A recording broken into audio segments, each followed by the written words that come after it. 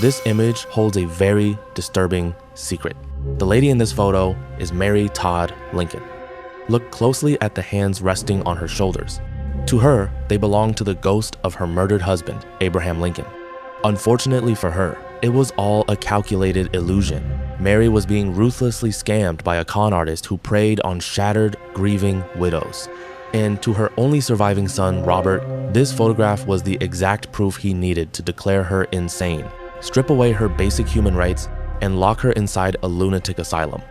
You probably know the tragedy of the president's public execution, but what you don't know is the dark, buried truth of the First Lady, and the cold-blooded son who decided his own mother was a problem that needed to be caged.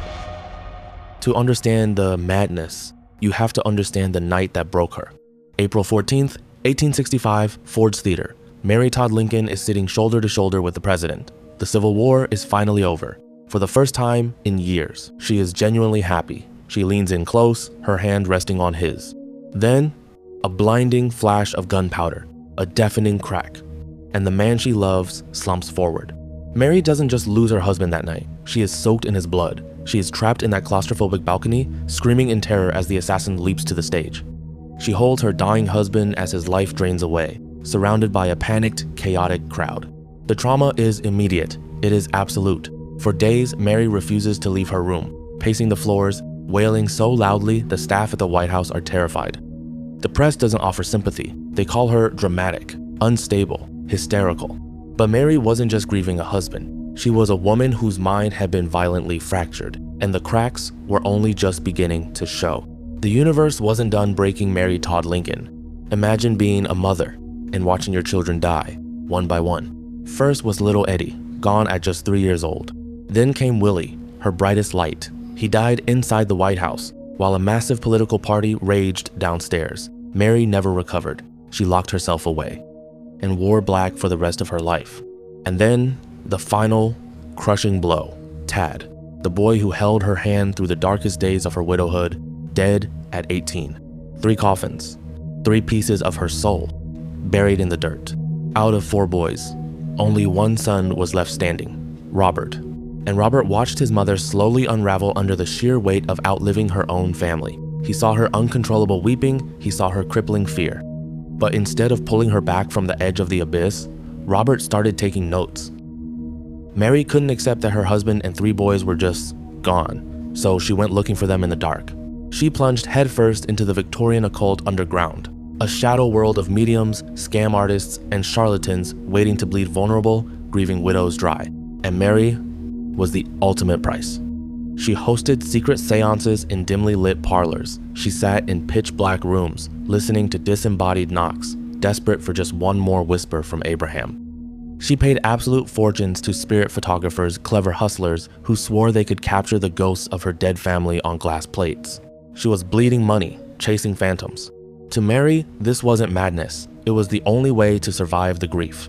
But the press caught wind of it. The vicious whispers started. The former First Lady was losing her grip on reality. And her only surviving son, Robert. He wasn't about to let a grieving mother ruin the Lincoln name. Robert Todd Lincoln wasn't a man who believed in ghosts. He believed in legacy, and he believed in control. And his mother was losing both. Mary wasn't just grieving. She was spiraling, binge shopping for extravagant dresses she would never wear, buying endless pairs of gloves, carrying tens of thousands of dollars in cash sewn directly into her clothes out of pure, terrifying paranoia.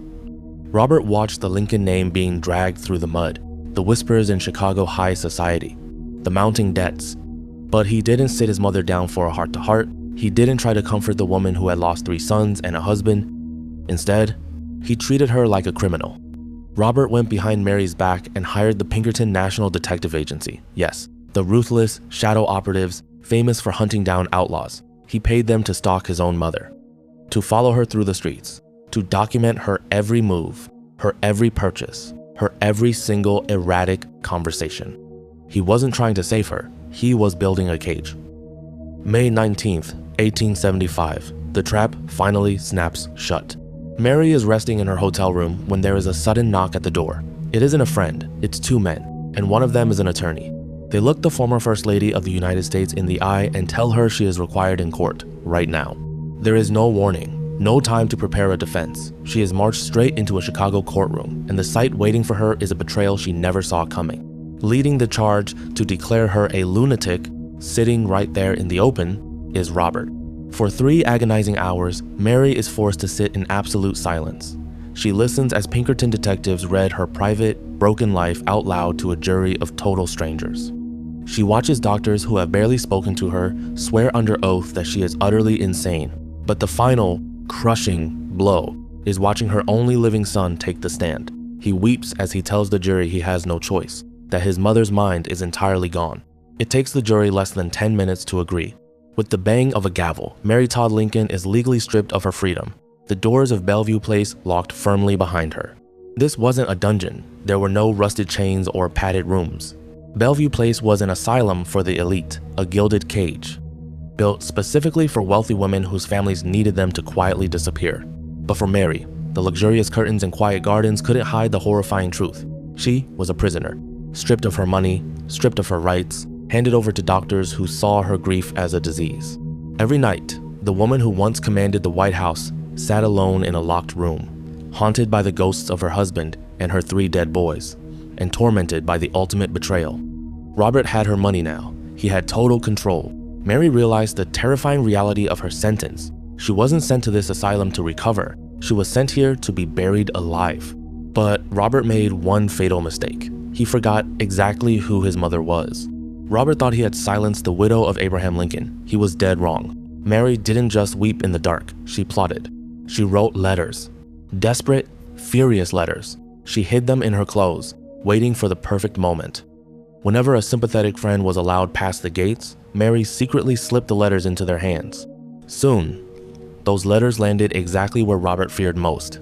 The newspapers. The headlines exploded. The First Lady of the United States held hostage. A prisoner of a greedy, ambitious son who just wanted her money.